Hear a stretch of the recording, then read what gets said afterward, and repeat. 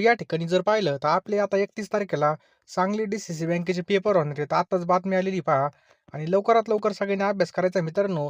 आपल्याला जर या ठिकाणी अभ्यास झाला नसेल तर आपल्यासाठी मित्रांनो ₹399 फास्ट रिव्हिजनची पी-डी-एफ असणार आहे. ही पी-डी-एफ तुम्ही नक्की घ्या मित्रांनो. या पी-डी-एफमधून भरपूर प्रश्न येत असतात. त्यामुळे लवकरात लवकर सर्वांनी पी-डी-एफ घ्यायची. पहा आता काय वाचावं काय नाही हे सुद्धा कळलं पाहिजे बघा. जे काही IMP असेल, लातूर असेल, त्याच्यानंतर जे काही DCC बँकेचे पेपर झाले आहेत, हे सगळे पेपर आपल्याकडे उपलब्ध आहेत पहा. त्यामुळे पैशाकडे पाहू नका बघा. ₹399 आपण कुठेही खर्च करतो. बाहेर जेवायला गेलो कुठे पेट्रोलला. त्यामुळे लवकरात लवकर घेऊन टाका. आता आपण एवढी फी भरली, तिथे जाऊन आपल्याला काही ना काही आलं पाहिजे. त्यामुळे मित्रांनो ही जी काही पी-डी-एफ आहे खूप IMP पी-डी-एफ असणार आहे. लवकरात लवकर पी-डी-एफ घ्यायची. 9325230848 हा जो काय आपला फोनपे, गुगल पे नंबर आहे, यावरती ₹399 पाठवा. मी तुम्हाला एका मिनिटामध्ये सगळ्या पी-डी-एफ पाठवून देईल पहा. आणि WhatsAppला लगेच त्याचा स्क्रीनशॉट पाठवा. वेळ फार कमी आणि मित्रांनो आपण सेपरेट WhatsApp ग्रुपसुद्धा केला. या व्हिडिओची पी-डी-एफ तुम्हाला त्या ग्रुपवरती मिळणार आहे. तर डिस्क्रिप्शन बॉक्समध्ये आपण सांगली DCC बँकेसाठी एक WhatsApp ग्रुप तयार केला आहे पहा. तो तुम्ही नक्की जॉइन करा. जर जॉइन होता येत नसेल तर मला SMS करा. मी तुम्हाला जॉइन करून घेईल. उत्पादनाची साधने समाजाच्या म्हणजे सरकारी मालकीची असतात. त्या अर्थव्यवस्थेला काय म्हणतात? तर त्या अर्थव्यवस्थेला ऑप्शन क्रमांक 2 समाजवादी असं म्हणतात पहा. समजलं? पुढचा प्रश्न बघूयात आपण. तर मित्रांनो समाजवादी अर्थव्यवस्थेमध्ये सरकारचे नियंत्रण असते. रशिया, चीन भांडवलशाहीमध्ये खाजगी मालकी असते. तर मिश्र अर्थव्यवस्थेमध्ये सरकारी आणि खाजगी दोन्ही क्षेत्राचा सहभाग असतो. पुढील प्रश्न आहे मित्रांनो की अर्थव्यवस्थेमध्ये तृतीय क्षेत्राला कशाचा समावेश होतो? बघा जे काही तृतीय क्षेत्र आहे याच्यामध्ये कशाचा समावेश होतो? तर लक्षात ठेवा मित्रांनो बँकिंग या क्षेत्राचा समावेश होतो पहा. प्राथमिक क्षेत्र काय मध्ये तर कृषी आणि जे काही कृषी संलग्न व्यवसाय त्यामध्ये प्राथमिक आहे. द्वितीय जर पाहिलं मित्रांनो तर मित्रांनो द्वितीय क्षेत्रामध्ये बांधकाम, वीज आणि तृतीय क्षेत्रामध्ये सेवा क्षेत्री, बँकिंग, व्यापार, वाहतूक, दळणवळण, संरक्षण याचा समावेश होतो पहा. मिश्र अर्थव्यवस्था म्हणजे काय? तर मिश्र अर्थव्यवस्था म्हणजे काय? सार्वजनिक आणि खाजगी क्षेत्रामधील उद्योगांना समान वाव. लक्षात ठेवा मित्रांनो, समान वाव. तर बघा, मिश्र अर्थव्यवस्थेमध्ये सरकार स्वतः उद्योग चालवते आणि खाजगी क्षेत्राला व्यवसायाची मोकळीक देते. याचं उदाहरण म्हणजे आपला भारत. चला पुढचा प्रश्न आहे मित्रांनो, खालीलपैकी कोणती राष्ट्रीय उत्पन्नाचा अंदाज करण्याची पद्धत नाही? तर मित्रांनो कोणती नाही? तर याचं योग्य उत्तर होईल ऑप्शन क्रमांक 2 आयात निर्यात पद्धती. लक्षात ठेवा आयात निर्यात पद्धती. राष्ट्रीय उत्पन्न मोजण्याच्या 3 मुख्य पद्धतीत पहा. उत्पादन पद्धती, उत्पन्न आणि उत्पन्न पद्धती आणि खर्च पद्धती. पुढचा प्रश्न आहे मित्रांनो की खालीलपैकी कोणाला अर्थशास्त्राचं जनक मानलं जातं?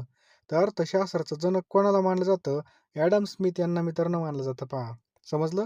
Adam Smith. तर मित्रांनो ॲडम स्मिथ यांनी वेल्थ ऑफ नेशन काय प्रश्न आहे पहा. वेल्थ ऑफ नेशन हा ग्रंथ लिहिला आणि अर्थशास्त्राचे जनक मानले जातात. दादाभाई नौरोजी हे भारतीय अर्थशास्त्राचे जनक आहेत. कोण? दादाभाई नौरोजी. पुढचा प्रश्न आपल्या स्क्रीनवर आहे पहा की देशाच्या भौगोलिक काय प्रश्न आहे पहा की देशाच्या भौगोलिक सीमेच्या जे काही आत उत्पादित होणाऱ्या अंतिम वस्तू आणि सेवांचा बाजार भावानुसार येणारे मूल्य म्हणजे काय? याला काय म्हटलं जातं? तर GDP असं म्हटलं जातं पहा. लक्षात ठेवा GDP म्हणजे ग्रॉस डोमेस्टिक प्रोडक्ट. बघा GDP म्हणजेच एका वर्षामध्ये देशाच्या सीमेच्या आत उत्पादित वस्तू आणि सेवाचं मूल्य GNP मध्ये परदेशात मिळवलेल्या उत्पन्नाचा यामध्ये समावेश होतो पहा. अमर्त्य सेन हे कोणत्या क्षेत्राशी संबंधित आहेत? तर अमर्त्य सेन मित्रांनो अर्थशास्त्र याचं बरोबर उत्तर आहे पहा. लक्षात ठेवा अर्थशास्त्र. अमर्त्य सेन मित्रांनो यांना कल्याणकारी अर्थशास्त्रासाठी 1998 मध्ये नोबेल पारितोषिक आणि 1999 मध्ये भारतरत्न सुद्धा या ठिकाणी मिळाला होता. पुढचा प्रश्न आहे मित्रांनो की स्वातंत्र्योत्तर भारतीय अर्थव्यवस्थेचे वर्णन कसं केलं जातं? तर हे मित्रांनो समाजवादी अर्थव्यवस्था पर्याय क्रमांक 2 हे आपल्या याचं बरोबर उत्तर आहे पहा. भारताने स्वातंत्र्यानंतर समाजवादी विचारसरणीचा प्रभाव स्वीकारून मिश्र अर्थव्यवस्थेचा मार्ग निवडला, जो 1991 नंतर मुक्त अर्थव्यवस्थेकडे झुकलेला आहे पहा. नेक्स्ट क्वेश्चन आहे मित्रांनो, मानवी विकास निर्देशांक ठरवताना प्रामुख्याने कोणते निकष विचारात घेतले जातात? तर पहा मित्रांनो, कोणकोणते घेतले जातात? आर्थिक निकष बघा, आर्थिक निकष, त्याच्यानंतर आरोग्य, त्याच्यानंतर मित्रांनो शैक्षणिक शिक्षण म्हणजे शिक्षणाचा कालावधी. तर मित्रांनो लक्षात ठेवा मानव विकास निर्देशांक मध्ये आरोग्य, शिक्षण आणि राहणीमान हे 3 मुख्य घटक या ठिकाणी विचारात घेतले जातात. पुढील प्रश्न आपल्या स्क्रीनवरती पहा की व्ही कुरियन हे जे काही नाव आहे कशाशी संबंधित आहे? व्ही कुरियन तर आपल्या सर्वांना माहीत पाहिजे. व्ही कुरियन हे नाव ऑप्शन क्रमांक 4 धवल क्रांतीशी संबंधित आहे. काय? धवल क्रांती. चला पुढचा प्रश्न आहे मित्रांनो, ऑपरेशन फ्लड प्रोग्राम कशाशी संबंधित आहे? तर मित्रांनो, वाढीव दूध उत्पादन आणि संकलन हे याचं काय पहा बरोबर उत्तर आहे पहा.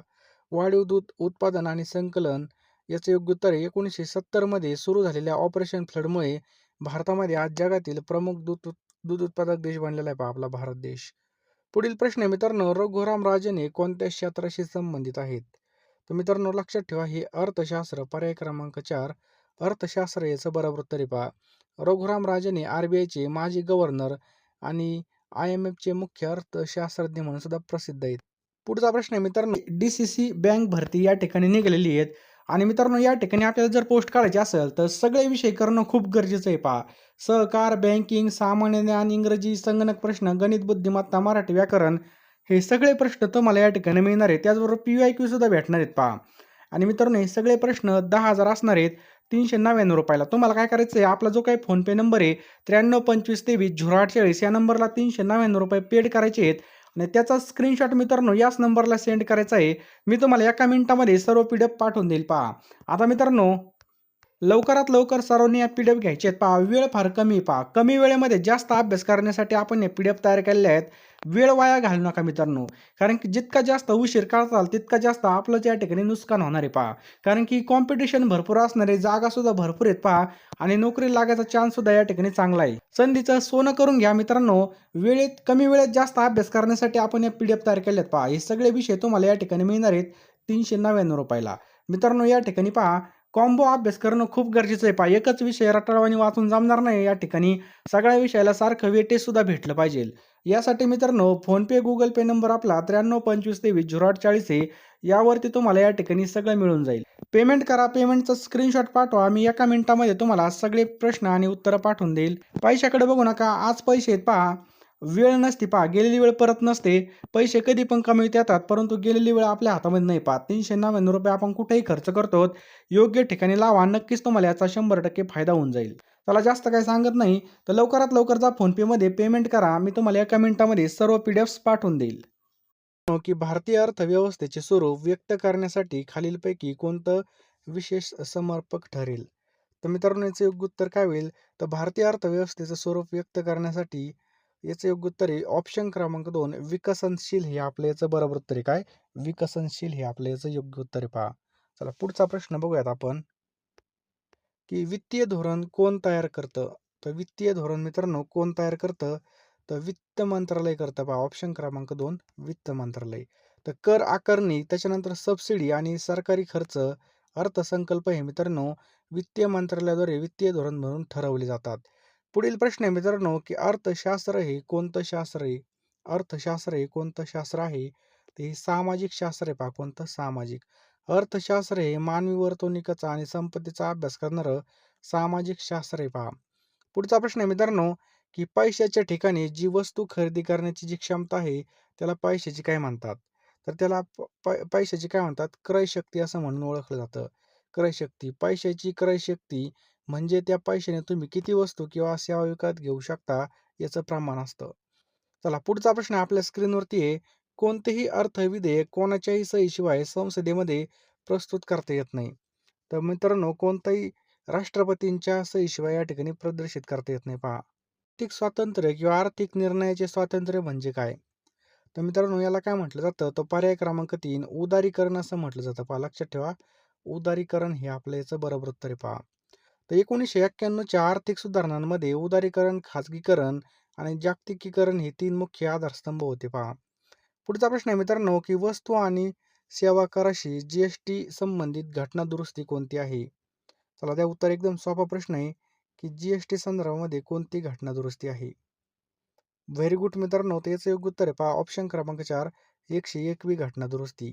वस्तू व सेवा कर GSTसाठी 101वी घटना दुरुस्ती करण्यात आली आणि हा एक अप्रत्यक्ष कर असून भारतामध्ये 1 जुलै 2017 पासून हा लागू झाला. तारीख पण लक्षात ठेवा 1 जुलै 2017 आणि 1 जुलै हा दिवस GST दिवस म्हणून सुद्धा साजरा केला जातो.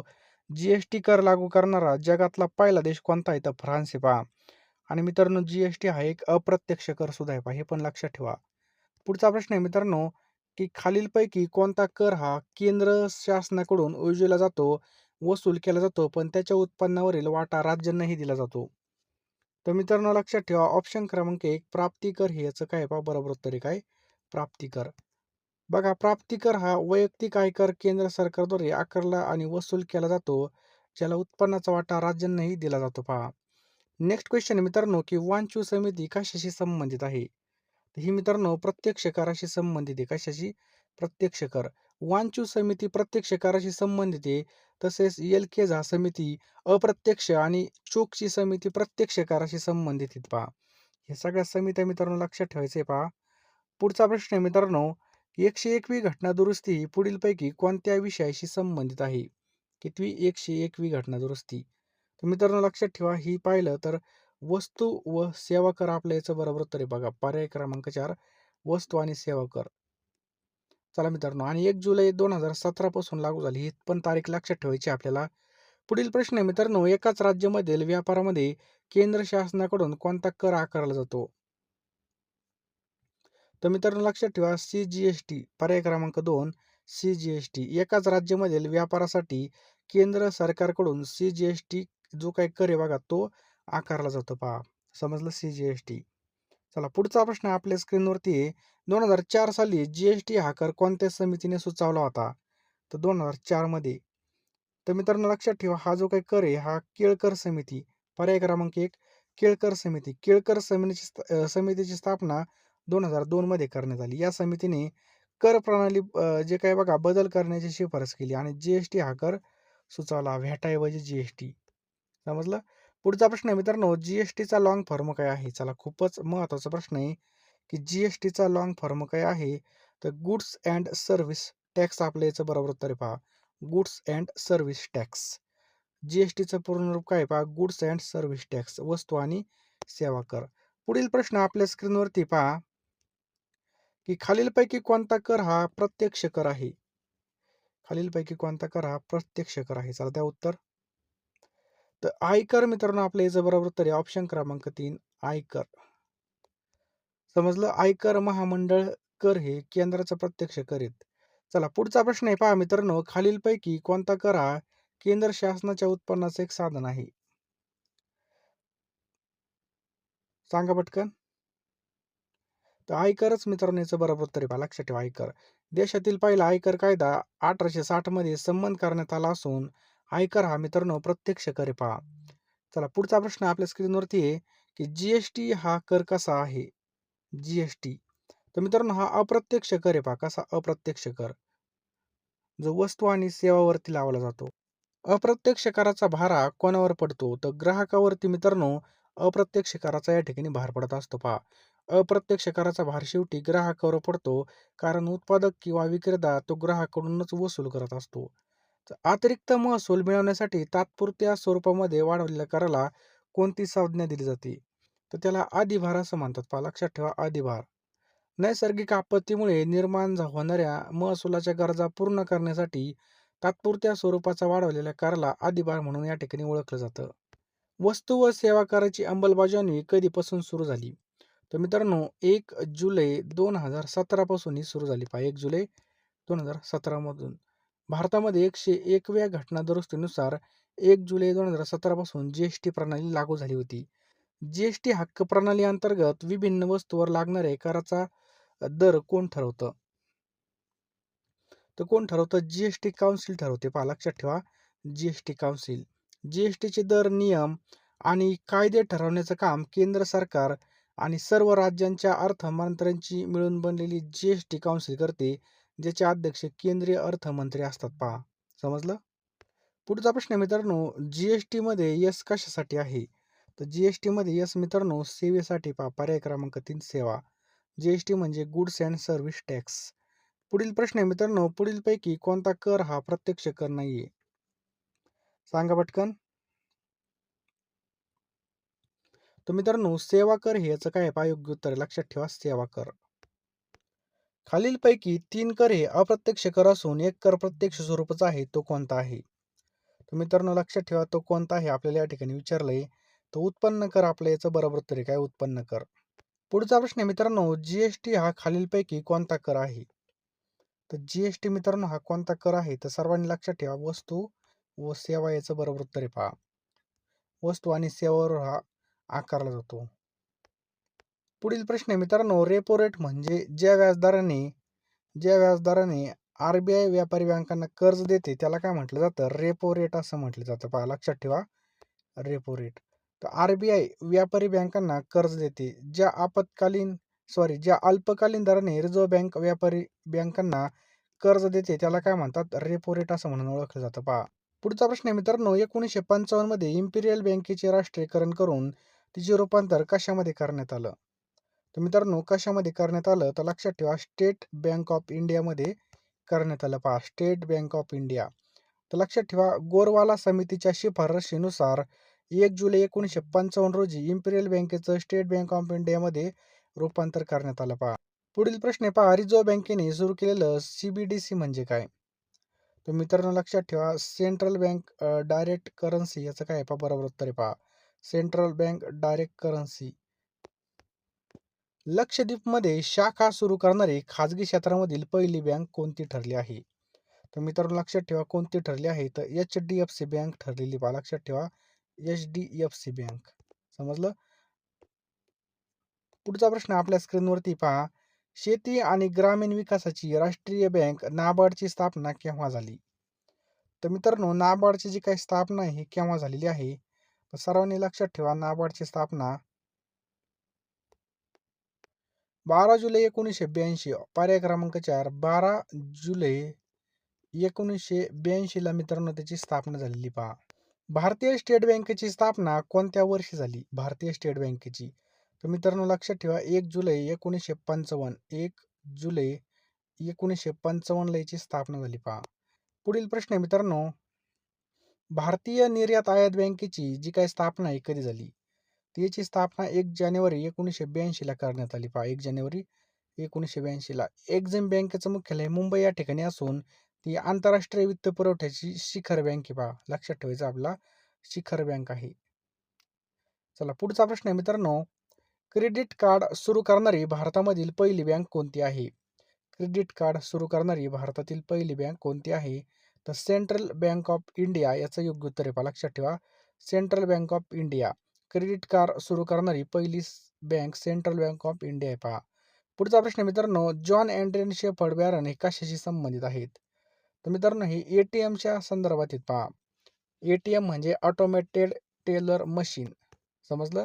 आणि मित्रांनो जॉन बॅरन यांच्या नेतृत्वाखाली 1967 मध्ये लंडनमध्ये एटीएम या मशीनचा शोध लागला पहा. वित्तीय समावेशन सूचकांक कोणत्या संस्थेने विकसित आणि प्रकाशित केला आहे? तर मित्रांनो हे कोणी केलेलं आहे? तर लक्षात ठेवायचं आहे आपल्याला, आरबीआय. ऑप्शन क्रमांक 4 आरबीआय हे आपल्या याचं बरोबर उत्तर आहे पहा. रिझर्व्ह बँकेद्वारे वित्तीय समावेशन निर्देशांक प्रकाशित केला जातो, ज्याची श्रेणी 0 ते 1000 दरम्यान असते पहा. चला पुढचा प्रश्न आहे आपल्या स्क्रीनवरती, की कोणत्या बँकेचं राष्ट्रीयकरण तिचं भारतीय स्टेट बँकेमध्ये रूपांतर झालं? तर मित्रांनो लक्षात ठेवा, इम्पिरियल बँक याचं काय होईल? बरोबर उत्तर होईल पहा. Imperial bank. 1951च्या गोरवाला समितीच्या शिफारशीनुसार इम्पिरियल बँकेचं SBI मध्ये काय झालं? रूपांतर झालं. हे पॉईंट लक्षात ठेवा. चला पुढील प्रश्न आहे मित्रांनो, नाबार्डचं मुख्यालय कोणत्या ठिकाणी आहे? कशाचं? नाबार्डचं मुख्यालय कोठे स्थित आहे? चला द्या उत्तर. तर मुंबई या ठिकाणी मित्रांनो आपल्या याचं योग्य उत्तर होईल पहा. कोणत्या ठिकाणी? मुंबई या ठिकाणी याचं बरोबर उत्तर आहे पहा. कृषी आणि ग्रामीण विकासाला पतपुरवठा करणाऱ्या नाबार्डचं मुख्यालय मुंबईमध्ये पहा. चला पुढील प्रश्न आहे मित्रांनो, की भारतीय रिझर्व्ह बँकेची स्थापना कधी झाली? भारतीय रिझर्व्ह बँकेची स्थापना केव्हा झाली? तर पहा मित्रांनो, भारतीय रिझर्व्ह बँकेची जी काही स्थापना आहे ही 1 एप्रिल 1935 ला झाली पहा, मुंबई या ठिकाणी. आणि राष्ट्रीयकरण कधी झालं? 1 जानेवारी 1949 ला. बघा आरबीआयची स्थापना 1934 नुसार 1 एप्रिल 1935 रोजी झाली होती पहा.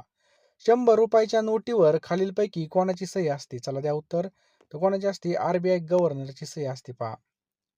1 रुपयाच्या नोटीवर कोणाची असते? तर वित्त सचिवाची सही असते. हे सुद्धा पॉईंट लक्षात ठेवा. भारतामध्ये सार्वजनिक क्षेत्रामध्ये सर्वात मोठी बँक कोणती आहे? तर मित्रांनो लक्षात ठेवा, स्टेट बँक ऑफ इंडिया. लक्षात ठेवा, भारतामध्ये सार्वजनिक क्षेत्रामधली सर्वात मोठी बँक कोणती आहे? State bank of India. चला पुढील प्रश्न आहे मित्रांनो, रेपो रेट आणि रिव्हर्स रेपो रेट या संज्ञा कशाशी संबंधित आहेत? मित्रांनो, या ज्या काही संज्ञा आहेत ह्या रिझर्व्ह बँकेचं पतधोरण पर्याय क्रमांक 3 याशी संबंधित पहा.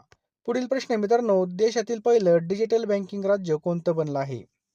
बघा, देशातील पहिलं डिजिटल बँकिंग राज्य कोणतं बनलं आहे? तर मित्रांनो, लक्षात ठेवायचं आपल्याला ऑप्शन क्रमांक 1 केरळ हे राज्य बनलेले पहा. तर बघा, केरळ हे देशातील पहिलं पूर्णपणे डिजिटल बँकिंग राज्य बनलेले पहा. भारतामध्ये रुपयाचं चिन्ह कोणी डिझाईन केलं आहे? तर उदय कुमारने मित्रांनो हे डिझाईन केलेलं आहे पहा. कोणी? उदय कुमार. पुढील प्रश्न या ठिकाणी पहा मित्रांनो, आरबीआयच्या पतनियंत्रणाची संख्यात्मक साधने कोणती आहेत? तर मित्रांनो, आरबीआयच्या पतनियंत्रणाची संख्यात्मक जे काही साधने कोणती आहेत मित्रांनो लक्षात ठेवा. ऑप्शन क्रमांक या ठिकाणी पहा 3 वरील दोन्ही रेपो दर आणि बँकेचा दर हे बघा याचं बरोबर उत्तर पहा. रेपो दर आणि बँक दर ही बघा आरबीआयच्या पतनियंत्रणाची संख्यात्मक साधने पहा. 14 बँकेचं राष्ट्रीयकरण कोणत्या पंचवार्षिक योजनेमध्ये करण्यात आलं? तर मित्रांनो, ऑप्शन क्रमांक 4 चौथ्या पंचवार्षिक योजनेमध्ये करण्यात आलं पहा. पुढचा प्रश्न पहा, आत्ताच पाहिला होता आपण की 1 रुपयाच्या नोटेवर कोणाची सही असते? तर मित्रांनो, वित्त सचिव. ऑप्शन क्रमांक 2 आपलं याचं योग्य उत्तर आहे. ऑप्शन क्रमांक 2 याचं काय होईल? बरोबर उत्तर होईल पहा. 1 रुपयाच्या नोटेवर वित्त सचिवाची सही असते आणि इतर नोटेवर बघा आरबीआय गव्हर्नरची सही असते पहा. आरबीआय सर्व नोटा छापते आणि चलनामध्ये आणतं. नवं केंद्र सरकार तयार करताना चलनामध्ये जे काही बघा मित्रांनो आरबीआय आणतं पहा. चला पुढचा प्रश्न आहे मित्रांनो, आरबीआयचे शक्तिकांत कितवे गव्हर्नर होते? शक्तिकांत दास सांगा. मित्रांनो, हे 25वे गव्हर्नर होते पहा. रेपो रेट आणि रिव्हर्स रेपो रेट कोण ठरवतो? तर पहा, reserve bank of India. Option क्रमांक 3 रिझर्व्ह बँक ऑफ इंडिया ठरवतं पहा. पुढील प्रश्न आहे मित्रांनो, की रिझर्व्ह बँकेची स्थापना करण्याची शिफारस कोणत्या समितीने केली आहे? मित्रांनो लक्षात ठेवा, हिल्टन यंग कमिशन आपलं याचं बरोबर उत्तर आहे. पर्याय क्रमांक 1 हिल्टन यंग कमिशन. रिझर्व्ह बँकेजवळ व्यावसायिक बँकांना ठेवावा लागणारा किमान रोख निधी म्हणजेच काय? तर मित्रांनो त्याला काय म्हटलं जातं? तर ऑप्शन क्रमांक 2 CRR. मित्रांनो याचं योग्य उत्तर आहे CRR. ते पहिले भारतीय गव्हर्नर कोण होते? तर पहिले भारतीय गव्हर्नर होते पहा CD देशमुख. कोण होते? CD देशमुख. पुढचा प्रश्न आहे मित्रांनो, भारतामध्ये बँकिंग क्षेत्रामध्ये आणि नियंत्रण व संचालन करणारी सर्वोच्च बँक म्हणजे कोणती बँक? तर आरबीआय बँक. मित्रांनो आपलं याचं बरोबर उत्तर आहे. कोणती आहे? RBI bank. चला पुढचा प्रश्न आहे मित्रांनो, आरबीआयचं मुख्यालय कोठे आहे? तर मुंबईमध्ये पहा. एकदम सोपा प्रश्न आहे. खालीलपैकी कोणत्या वर्षी रिझर्व्ह बँकेचं राष्ट्रीयकरण झालं होतं पहा. तर मित्रांनो रिझर्व्ह बँकेचं जे काय राष्ट्रीयकरण आहे कधी झालं होतं आपल्या सर्वांना माहित पाहिजे. ऑप्शन क्रमांक 1 1949. बँकिंग विनिमय कायदा 1949 नुसार 1 जानेवारी 1949 रोजी रिझर्व्ह बँकेचं काय झालं? राष्ट्रीयकरण झालं पहा. इथपर्यंत आले असाल तर तुम्ही बघा एकदम जागरूक आहात पहा. शेवटपर्यंत व्हिडिओ पाहिला त्याबद्दल तुमचं सर्वांचं अभिनंदन. कारण की तुम्हाला खूप नोकरीची गरज आहे. तुमच्यामध्ये खूप जास्त जिद्द आहे पहा. तर बघा इथपर्यंत आले असाल तर लगेच फोनपेमध्ये जा. योग्य दिशेने अभ्यास करा बघा. कुठं पण आपल्याला चिकटवाणी करायचं नाही. योग्य ठिकाणी पैसा गेलाच पाहिजे आणि चांगल्या प्रकारे नॉलेज घेतलं पाहिजे आणि आपण या ठिकाणी अभ्यास पण केला पाहिजे पहा. अभ्यासासाठी मित्रांनो ही चांगली इन्व्हेस्टमेंट असणार आहे. सर्व विषयाच्या PDF तुम्हाला या ठिकाणी मिळणार आहेत मित्रांनो. लवकरात लवकर फोनपेमध्ये जा, Google Payमध्ये जा. हा नंबर टाईप करा. ₹399 पेमेंट करा आणि लवकरात लवकर बघा या ठिकाणी पेमेंट करून मला स्क्रीनशॉट पाठवा. मी तुम्हाला लगेच या ठिकाणी सर्व PDF पाठवून देईल पहा. दिवसाची रात्र करा, रात्रीचा दिवस करा, परंतु अभ्यास करा. अभ्यास करणं खूप गरजेचं आहे या ठिकाणी सध्याच्या काळामध्ये. तरच आपल्याला या ठिकाणी मिळणार आहे मित्रांनो पोस्ट. त्यामुळे लवकरात लवकर घ्या PDF बघा. हे सगळे विषय तुम्हाला या ठिकाणी मिळणार आहे मित्रांनो. वेळ फार कमी पहा. आता या ठिकाणी आपले हॉल तिकीट सुद्धा येऊन जातील आणि आपल्याला बघा काही सुचणार नाही टायमाला. त्यामुळे लवकरात लवकर फोनपेमध्ये जा. पेमेंट करा. मी तुम्हाला 1 मिनिटामध्ये सर्व PDF या ठिकाणी पाठवून देईल.